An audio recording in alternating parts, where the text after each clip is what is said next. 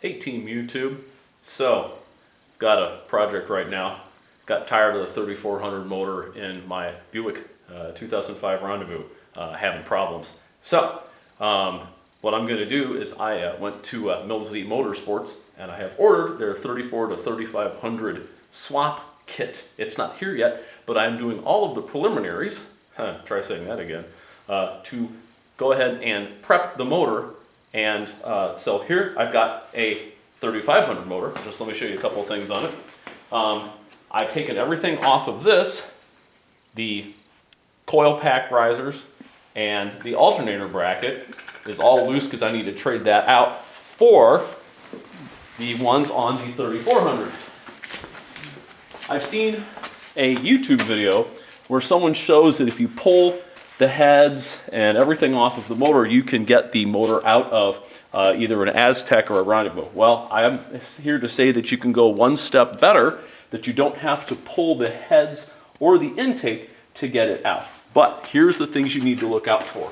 Number one, the right here, the bell housing bracket here on the engine block. You need to be careful of that to make sure you don't hit the core support here on the frame. And also, you might want to think about taking your oil filter out. I didn't. I dinged it a little bit. It's okay. I'm going to be throwing it away anyhow. Whoa, there we go. Yeah, safety first there. Let's swing around to the back here. In the back, was able to clear the cowl here. Is again, I took out the coil brackets, and then I put I took the alternator bracket off, and I just put the lifting bracket back on. As you can see, this is bent a little bit. That's okay. I'll straighten it out, or I'll use the one from the 3500 motor.